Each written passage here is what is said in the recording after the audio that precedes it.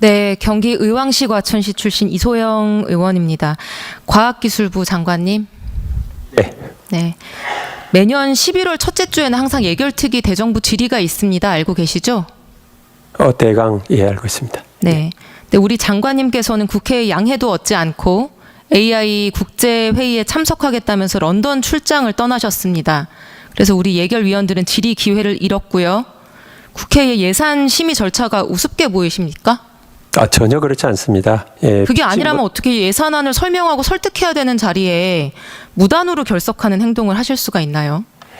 저희도 그게 이렇게 대신 갈 수 있는 그런 상황도 아니고 피치 못할 그런 사정이 있고 장관님, 국익에 관계되는 일이라 장관님, 어쩔 수 없이 가게 됐습니다. 그날 출석하신 다른 장관님들은 다른 일정이 없고 요청받은 해외 출장이 없어서 이 자리에 와서 앉아 계셨던 걸까요? 지금 옆에 계신 장관님들한테 과학기술부 장관님보다 널널한 분 있는지 한번 물어보십시오. 다들 바쁘심에도 불구하고 이 자리 하루 종일 앉아 계신 이유가 정부 부처들이 국회에 와서 예산 달라고 하려면 적어도 장관이 예결특위 출석해서 답변하는 게 최소한의 예의이고 의무이기 때문에 바쁜 일정 빼서 앉아 있는 것이고요. 피치 못할 상황이 있다면 최소한 허가를 구하기 위해 다들 노력하십니다. 지금 국민들께 사과하시겠습니까? 예, 어쨌든 제가 그런 사정이 있었지만 그때 참석하지 못한 것에 대해서 송구하게 생각합니다. 장관님 연구자 출신이세요. 그 R&D 카르텔 얘기 나온 올해 6월 말부터 지금까지 한 4개월 좀 넘었는데 연구 현장에서 어떤 혼란 일어나고 있는지 알고 계십니까? 네, 그렇습니다. 어떤 혼란 일어나고 있습니까? 일단 이제 감액이 된 거에 대해서 전체적으로 분위기는 이렇게 좋지 않다. 그렇게 이해를 하고 있습니다. 분위기만 좋지 않습니까? 제가 알려드릴게요. 지금 과기 분야 대학생, 대학원생, 연구자, 교수들이 국회의원실 찾아다니고 있습니다. 서울대학교에서 교수로 재직하셨는데요. 어제 저를 찾아온 서울대 기초연구 분야 연구실 박사 5년차 학생은 아침부터 밤까지 연구실에서 일하고 원래 한 170만 원 정도 받았다고 합니다. 근데 그 연구실이 9월부터 인건비 전원 30% 삭감했고 그 학생은 이제 120만 원 받고 있다고 합니다. 장관님께서 R&D 효율화 이렇게 운운하시면서 삭감안 마련하시는 동안 대학의 연구실들은 내년 지원이 줄어들 것을 대비해서 이미 긴축 재정 시작했고요. 모든 비용 줄이고 있고 교수님들은 신입 대학원생 연구원 뽑기를 주저하고 있는 사람 내보내고 있다고 합니다. 향후 상황이 불확실해졌기 때문에요. 얼마 전에 발표된 과학기술 분야 종사자 3,000명 설문조사 결과 혹시 보셨을까요? 여러 조사가 있었던 걸로 알고 있습니다. 네, 같이 한번 보겠습니다. 응답한 대학 교수의 90% 이상이 연구비 감소로 인력 축소를 고려하겠다고 합니다. 77%는 인건비 삭감을 고려하고 있다고 합니다. 97.9%는 이 R&D 삭감 정책으로 연구 수행 차질 발생할 것이라고 합니다. 대학원생 응답자 91%가 연구에 지장이 있을 거라고 합니다. 94.7%는 장기적으로 진학, 진로, 전공 설계하는데 장애 요인 생길 것 같다고 합니다. 전체 응답자 88.6%가 이번 정부의 R&D 삭감 정책 결정 방식이 비합리적이고 불투명하게 진행되었다라고 응답을 했습니다. 이분들 모두 잘못 알고 있거나 또는 집단적 이해관계 카르텔로 인해서 이렇게 답변하고 있는 걸까요? 아니면 정부가 뭔가를 잘못하고 있는 걸까요? 예, 저희 정부에서는 그분들을 카르텔이라고 얘기한 적이 한 번도 없고요. 이제 너무 그렇게 카르텔로 생각하는 이분들은 왜 이렇게 생각하고 계실까요? 정부의 잘못일까요? 이분들의 오해일까요? 예, 그래서 어쨌든 지금 학생들, 대학원생들 인건비 부분은 제가 확실하게 책임지고 해결하겠다고 누차 말씀드렸고요. 그리고 안도 어떤 삭감이 어떻게 잘못됐는지 소명할 능력이 없어서 국회에 그 R&D 삭감 리스트도 제출하지 못하시면서 어떤 보완을 어떻게 하시겠다는 건지 이해가 잘 가지 않습니다. 수기로 응답한 응답들이 있는데 몇 개만 읽어드리겠습니다. 슬라이드 보여주세요. 직접적인 악영향은 1억 원 미만 과제 예산의 삭제다. 신규 임용된 전임 교수뿐 아니라 비정규직, 계약직 박사 후 연구원들에게 1억 원 미만 과제 신청을 통해 독립된 연구자로 소속된 연구소나 연구실에서 인정받고 고용 안정과 추가적인 연구를 수행할 수 있었던 정말로 필요한 국가 R&D 예산 정책이었다. 그 예산도 1년에 딱 한 번 신청이 가능했고 선정률도 높지 않은 게 현실이었다. 그런데 뉴스 기사에서 1억 원 미만 예산이 전액 삭감되었다는 소식에 큰 불안감을 느끼고 있고 이미 여러 박사 후 연구원들이 계약 해지되거나 월급 못 받고 있다. 진행 중인 프로젝트 예산이 70% 삭감됐다는 통보를 받았고 과제를 포기하기로 잠정 결정한 상황이다. 상호 간 신뢰가 깨져버려서 현재 진행되는 사업뿐만 아니라 앞으로 기획할 사업의 추진 동력도 완전히 상실된 것으로 판단이 된다. 예, 이거 그렇지는 엄살이고 않습니다. 죽는 소리일까요? 예, 일단은 저희가 그런 문제가 없도록 최선을 다해서 처리할 것이고요. 장관님, 예. 이런 문제가 없도록 최선을 다해서 예산안을 제출하셨어야 됩니다. 그 예산 구조조정 과정에서도 이제 학생 인건비를 굉장히 많이 나름 챙겼고요. 왜 어쨌든 이런 혼란이 발생했을까? 장관님, 제가 이유를 알려드릴게요. 예, 어쨌든 우리 제가 질문할 때만 답변해 주세요. 첫 번째 이유. 정부가 말로는 그동안 예산이 많이 늘어나서 효율화했다고 말하지만 실제로는 그런 합리적인 동기 없이 대통령 말 한마디에 졸속으로 해치웠기 때문입니다. 과학기술기본법 12조의 2 R&D 예산안은 매년 6월 30일까지 기재부에 제출해야 됩니다. 올해 그 기한 지켰습니까? 그 기간 이후에 제출한 거는 맞지만은 기한 지켰습니까? 예, 아니요. 실질적으로 기한 지키지 못했죠? 예, 하여간 네, 지킬 수가 없었습니다. 장관님은. 기재부하고 왜냐하면 협의를 해서 진행을 과기부는 했습니다. 작년 대비 일부 증액된 R&D 예산안 수립해서 확정하는 과정 거치고 있었는데 그 기한 이틀 앞둔 6월 28일 국가재정전략회의에서 대통령 이런 말씀하셨습니다. 나눠먹기식, 갈라먹기식 R&D 제로 베이스에서 재검토해야 된다. 그래서 6월 29일부터 제로 베이스 검토 시작합니다. 맞습니까? 그때 맞습니까, 어쨌든 장관님? 재정전략회의가 중요한 아니 맞습니까? 안 맞습니까? 재검토 시작하신 거 아니에요? 29일부터? 잠깐만 시간 중계해서 장관님 제가 시간을 드릴 테니까 네네네. 질문하신 의원님이 여쭈신 대로 답변하세요. 네? 맞느냐 그러니까 안 맞느냐라고 여쭈으면 맞다 안 맞다 말씀하시고 필요한 답변 시간을 저한테 요청하시면 제가 드릴 테니까 그렇게 해주세요. 예, 하여간 그때 늦게 제출한 거는 맞습니다. 예. 네, 6월 29일부터 제로 베이스 검토 시작하셨습니다. 맞습니까? 검토를 근본적으로 했습니다. 네, 슬라이드 보여주시죠. 과기부는 이 대통령 R&D 발언 바로 다음 날 각 부처에 업무 협조 공문 보냅니다. 발송 날짜는 6월 29일.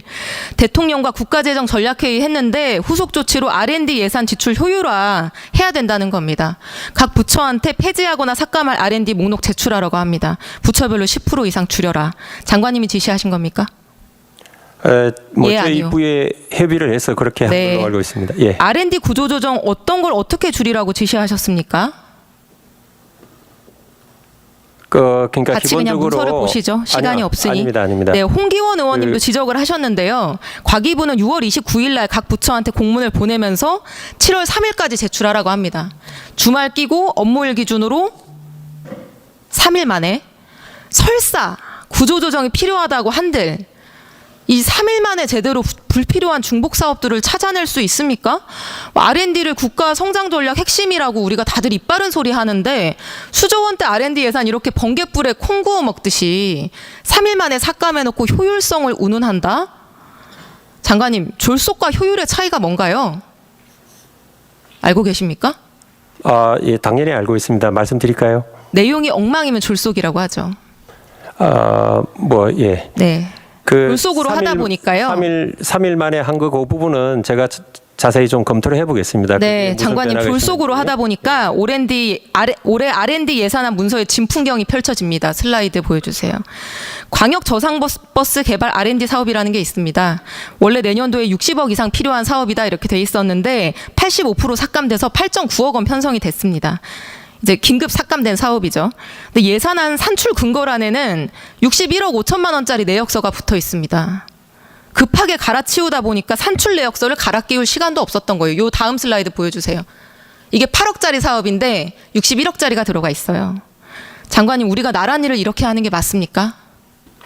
의원님 뭐 저 미리 저런 걸 제가 찾아볼 수 있는 기회를 주지 않으셔서 제가 저게 맞는지 안 맞는지 좀 확인이 필요하다고 장관님께서 말씀드리겠습니다. 저처럼 이번에 제출된 정부의 예산안을 넘겨보셨다면은 저런 것들 여러 개 찾으실 수 있었을 겁니다. 저건 예시에 불과합니다. 예, 그 엑셀 파일 리스트를 심지어요, 1,700개를 봤습니다. 장관님, 방금 말씀드린 이 사업은 법적 의무를 지키기 위한 사업이었습니다. 작년 1월에 교통약자법이 개정돼서 저상버스 도입이 의무화됐습니다. 고속도로 달리는 광역버스도요.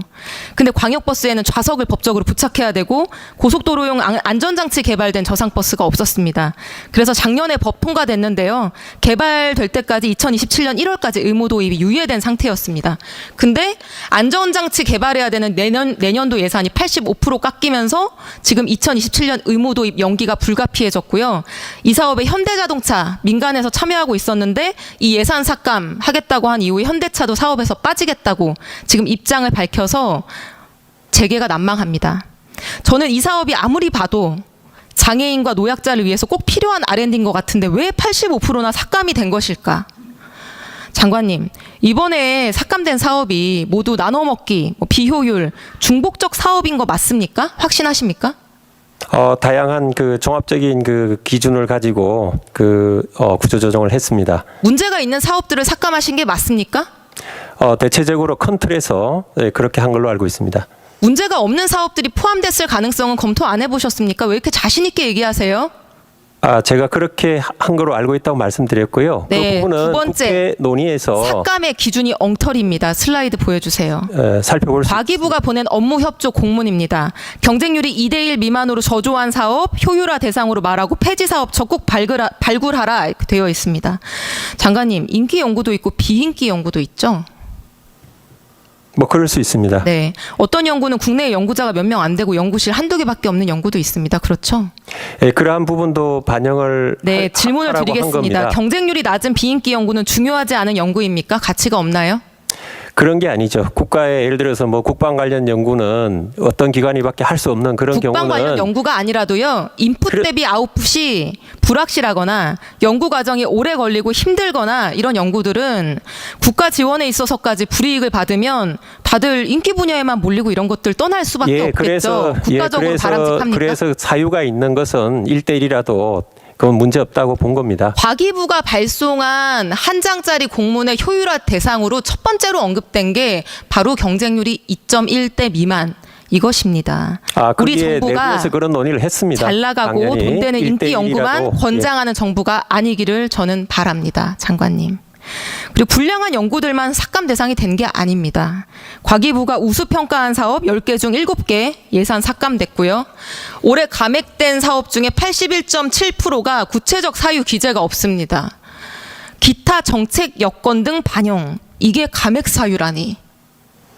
도대체 무슨 이유일까요? 그러니까 이제 그동안 뭐 많은 지적들이 있었고요. 그 다음에 뭐 정책 우선순위도 있고 선택과 집중도 있고 예산 소요 비용 장관님, 여러 가지를 고려해서 정부는 결정을 합니다. 계속해서 국회에서도 연구자들에게도 나눠먹기 비효율 중복 R&D 삭감했다 이런 말들 반복하고 있는데 제대로 통보도 없었다고 하고 의견 수렴도 없었다고 하는데 이 연구자들은 얼마나 답답하겠습니까? 그리고 더 문제는 카르텔을 없애는 건지는 제가 잘 모르겠는데요. 이 정책 결정으로 인해서 지금 피해를 입고 있는 주된 대상이 힘없는 신입, 비정규직, 학생들 이런 연구 분야 약자들이라는 사실이에요. 예, 그런 부분을 문제없게 지금 하고 있고요. 우리가 문제없게 예산안을 제출하셨어야 됩니다, 장관님. 기본적으로 그걸 위해서 6월 30일까지 기재부에 R&D 예산안을 미리 제출하라고 하는 겁니다. 그런 것들을 검토하라고요. 생애 첫 연구사업, 개인 기초 연구사업 수혜 경험이 없는 이공 분야 전임 교원을 대상으로 연구비 지원하는 사업입니다. 신규 지원 없어졌습니다. 창의 도전 연구 기반 지원 사업, 비전임 교원과 비정규직 대상으로 지원하는 사업입니다. 정부가 1억 원 미만 과제 사업 일괄 폐지하면서 내년부터 사라질 예정입니다. 작년하고 올해 수혜도 크게 났는데 기후 재난 대응, 홍수 방어 능력 키우는 사업도 40% 삭감 걱정이 됩니다.